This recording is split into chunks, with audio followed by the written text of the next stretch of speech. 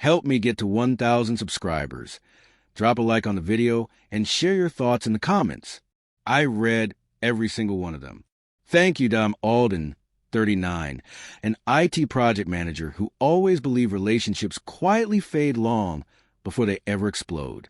But the night my wife, Marlo, dressed to go clubbing and tossed out, "If you don't like it, then divorce me," I learned some endings arrive like a door kicked open, sudden, unavoidable, and loud.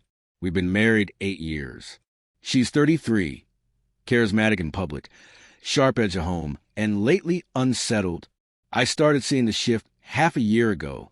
Late nights at work, long pauses in her car while she FaceTimed someone, scrolling through girls' night reels with a far-off look that didn't belong to the woman I knew.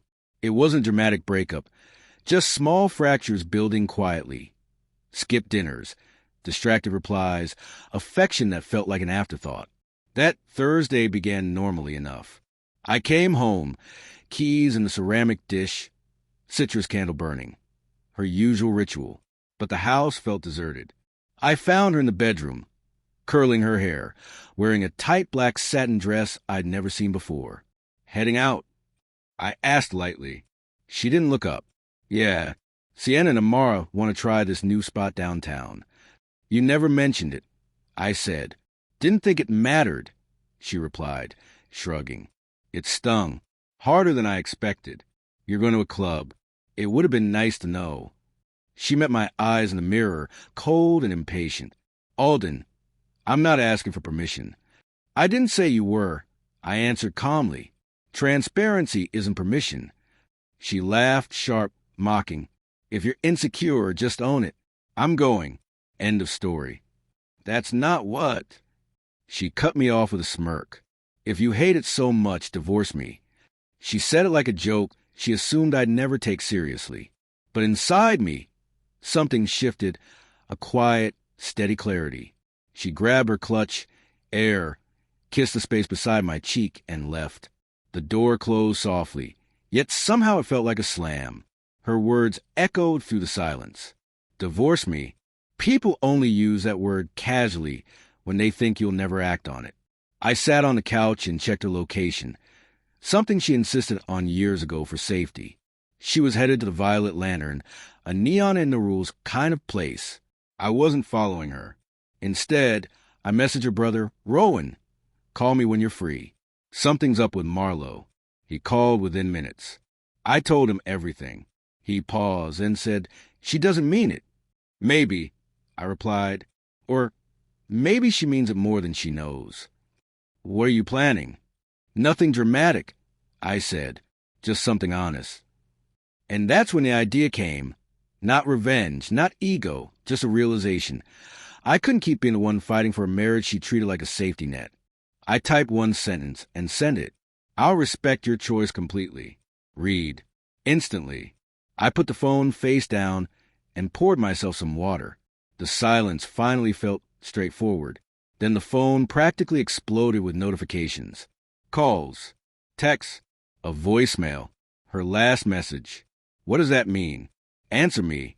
Then, "Alden." And finally, "I'm coming home." The location that confirmed it. She was leaving the club fast. 3 minutes later, she burst through the door, slightly breathless. "What was that message supposed to mean?" she demanded. "It meant exactly what it said." I replied, "You scared me. Why didn't you answer?" "Because you told me what you wanted." I said evenly, "I just let you know I heard you." "That's not what I meant," she insisted. "It was just something I said." "No," I said softly. "You don't toss around the word divorce unless it's sitting somewhere in your mind." She faltered. "I wasn't serious." "And yet you said it," I replied. I've been frustrated too, but I never use nuclear words to win a moment. She sank onto the couch. "I didn't think you'd take it like that." "That's exactly the problem," I said. "You didn't think. You assumed I'd stay no matter what." Her eyes softened. "So what now?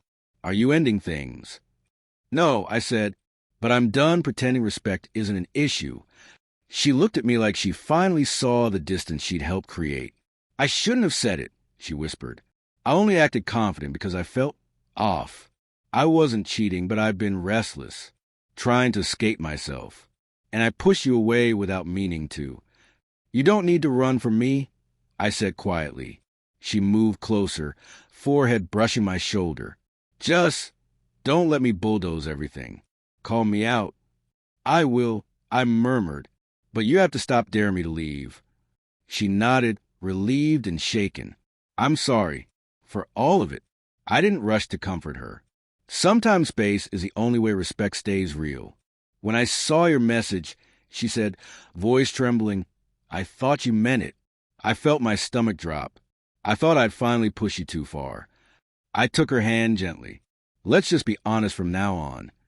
Her fingers tightened. I promise. The house felt warmer again. Not fixed, not magically healed, but real. And sometimes that's the beginning of actually rebuilding. Silence didn't break us. It simply made the truth impossible to ignore.